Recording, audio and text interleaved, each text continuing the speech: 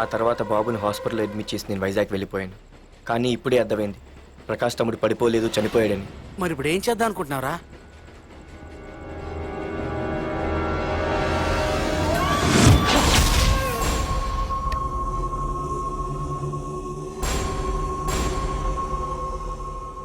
బాగున్నాడు కదరా కుర్రాడు. అవనా చాలా స్మార్ట్గా ఉన్నాడు.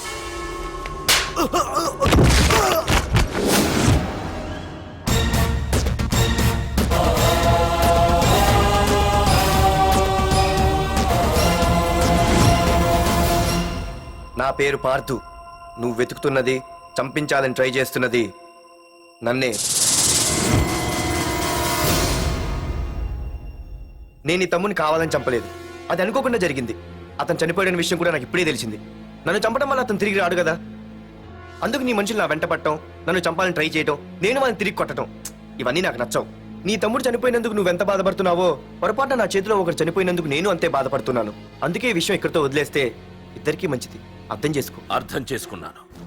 నిన్ను తప్పుగా అర్థం చేసుకున్నాను, చాలా తప్పుగా.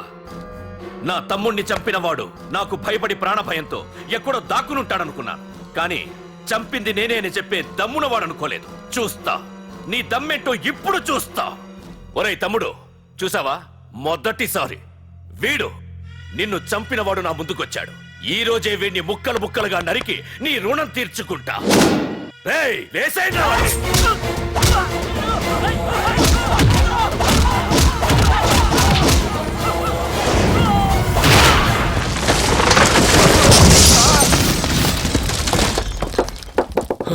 రే ప్రకాష్, నాకు సైలెన్స్ అన్నా వైలెన్స్ అన్నా అస్సలు నచ్చవు.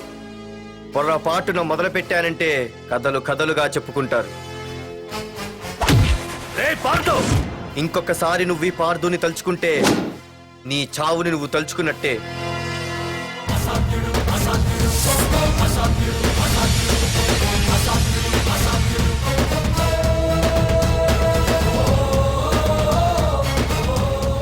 మా బామ్మ పిడుగు శబ్దం వినాలి కానీ చూడకూడదనేది. అంటే ఏంటి ఇప్పుడు అర్థమైంది. ఈడు ఇంకా తీరుకోలేనట్టుంది.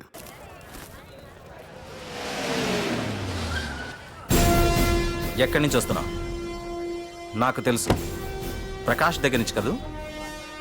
తంబు మర్డర్ కేసు ఇన్వెస్టిగేషన్ చేసింది నేనే. అతన్ని నేను కావాలని చంపలేదు సార్. ఒక కుర్రాన్ని కాపాడే ప్రయత్నంలో అలా జరిగింది.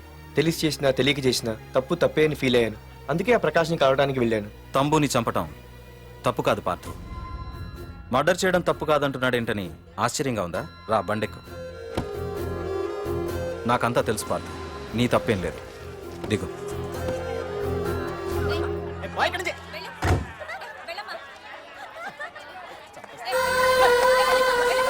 ఆమెవరో తెలుసా? నాకంటే ముందు నా పోస్టులో ఉన్న పోలీస్ ఆఫీసర్ భార్య. తన కళ్ళ ముందే తన భర్తని ఆ తంబుగాడు అతి దారుణంగా నరికి చంపేశాడు. అది చూసి ఆవిడ పిచ్చిదైపోయింది.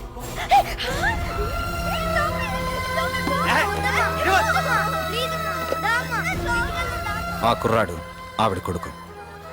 చదువుకుంటూ ఆడుకోవాల్సిన వయసులో తన పిచ్చి తల్లిని జాగ్రత్తగా చూసుకోవడానికి రోడ్డున పడ్డాడు.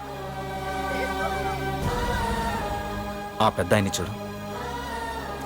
6 సంవత్సరాల క్రితం తన కూతురి పెళ్లి కోసం బట్టలు కొనడానికి కూతురుతో పాటు సిటీకి వచ్చాడు. తంబుగాడు ఆ అమ్మాయిని ఎత్తుకుపోయాడు. ఆ రోజు నుంచి ఈ రోజు వరకు తన కూతురు ఉందో లేదో తెలియకపోయినా ఎప్పటికైనా తిరిగి ఇవ్వకపోతారా అన్న చిన్న ఆశతో ఈ సిటీలో ఉండిపోయాడు.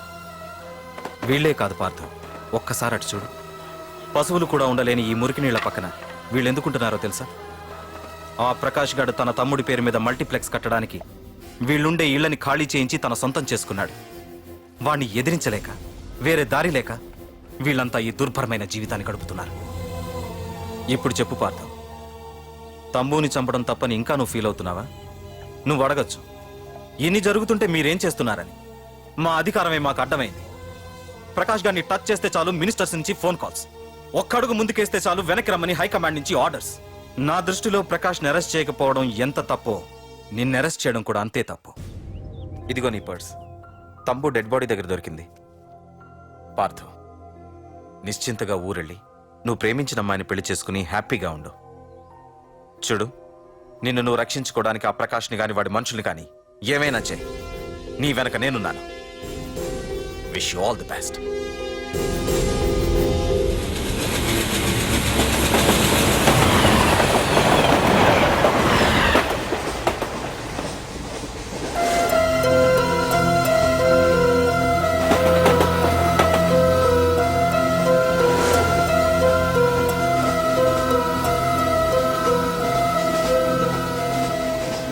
సార్ సార్ ఆకలి వేస్తుంది సార్ ప్లీజ్ సార్ అమ్మ ఆకలి వేస్తుంది అమ్మ సార్ సార్ ప్లీజ్ సార్ అమ్మ.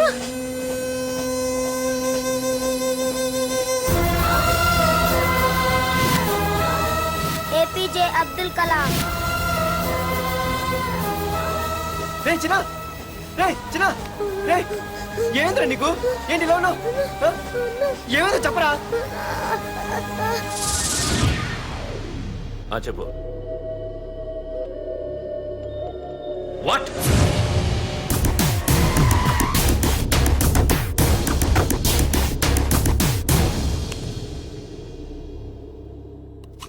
అన్నా తమ్ముడిని చంపింది వరదరాజులు కాదన్నా ఓ కాలేజీ కుర్రాడు. ఎవడ్రా ఎక్కడుంటాడు వాడు చెప్పు. పేషెంట్ని డిస్టర్బ్ చేయకండి. అతను ఇప్పుడే కోమా నుంచి కోలుకున్నాడు. చనిపోయే ప్రమాదం ఉంది. రే నా తమ్ముడు ఆల్రెడీ చచ్చిపోయాడు రా. వెళ్ళు చెప్పు. అన్నా ఆడెక్కడ ఉంటాడో తెలియదు కానీ ఆడితో పాటు ఆ స్కూల్ కుర్రాడు కూడా ఉన్నాడన్నా. రే వీడిని బండి ఎక్కించండి. అలాగన్నా.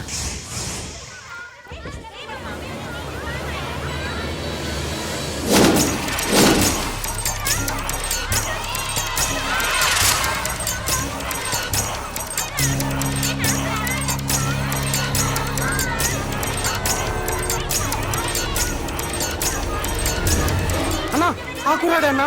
రే బాబీ ఆగరా. మర్యాదగా చెప్పు. నిజంగా అతను ఎవరో మాకు తెలియదు సార్. తెలియకుండానే వాడితో మీ కొడుకుని స్టేషన్కి పంపించారా? హ్మ్? చెప్పు తెలియదండి. వద్దు, ఏం చేయొద్దు. చెప్పు చెప్పు చెప్పు చెప్పు చెప్పు చెప్పు చెప్పు. తెలియకుండానే వాడితో స్టేషన్కి పంపించావా? అడిగాడంట, తెలియకిచ్చాడంటే. చెప్పు. ఏయ్! చెప్పవే చెప్పు చెప్పు.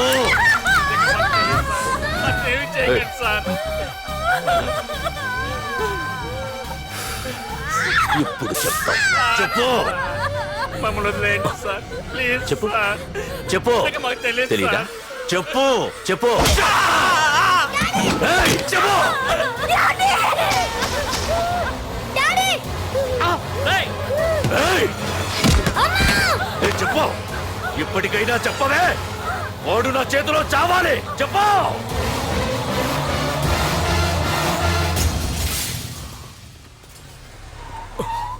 సార్ వాడి గురించి ఇన్ఫర్మేషన్ తెలిసింది సార్. ఇది వాడి ఫోటో. అన్నా వీడే నా తమ్ముడు చంపింది వీడే.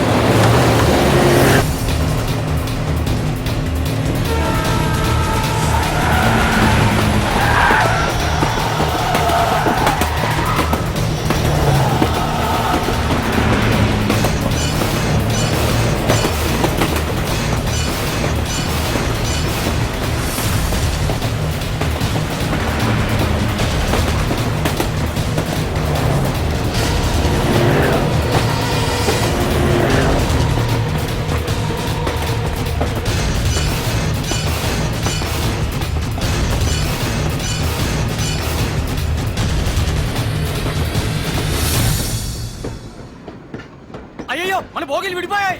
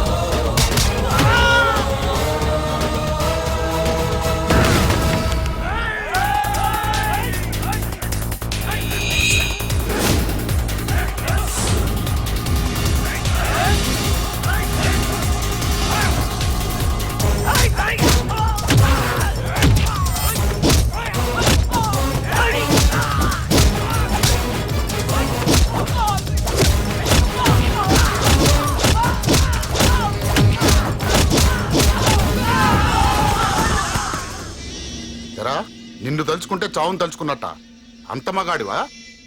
ఇప్పుడు తలుచుకోరా ఎవరిని తలుచుకుంటావు.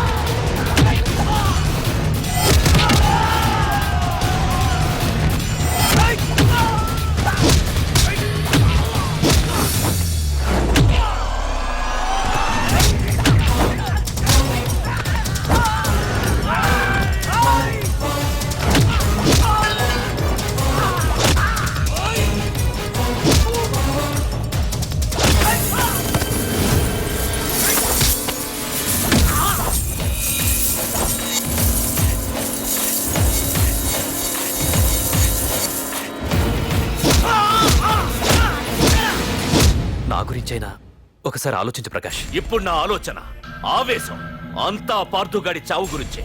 ఆల్రెడీ నా మనుషులు వెళ్ళారు. 5 నిమిషాల్లో వాడిని కాదు, వాడి శవాన్ని తీసుకొస్తాను.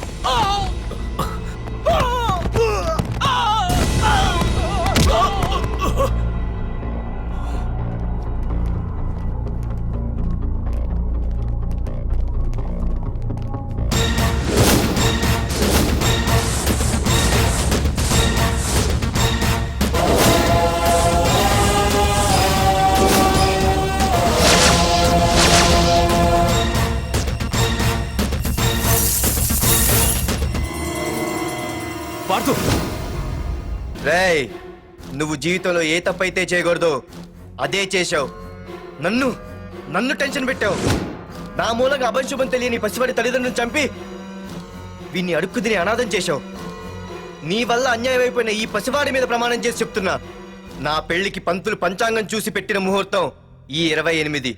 అప్పటి వరకు నేను ఇక్కడే ఉంటా. నీ ప్రతి అడుక్కి ఎదురొస్తా. నీ రౌడీ రాజ్యాన్ని నేలకూలుస్తా. నీ రాక్షసత్వం వల్ల ఇప్పుడు వీడు ఏ స్థితిలో అయితే ఉన్నాడో అదే స్థితికి నిన్ను తెచ్చి నడి రోడ్డు మీద నిలబెడతా. దానికి నేను పెట్టిన ముహూర్తం ఈ నెల 19. తెచ్చుకో. నీ బ్రాంచీల నుండి జనాల్ని తెచ్చుకుంటావో, నీ గోడౌన్ నుండి ఆయుధాలు తెచ్చుకుంటావో. ఒరే ప్రకాష్, పొరపాటున నా పొరచేయి తగిలితేనే పైకి పోయాడు నీ తమ్ముడు. అదే నే మనసు పెట్టి పిడికిలి బిగించి కొట్టానంటే పునర్జన్మ లేకుండా పోతావు.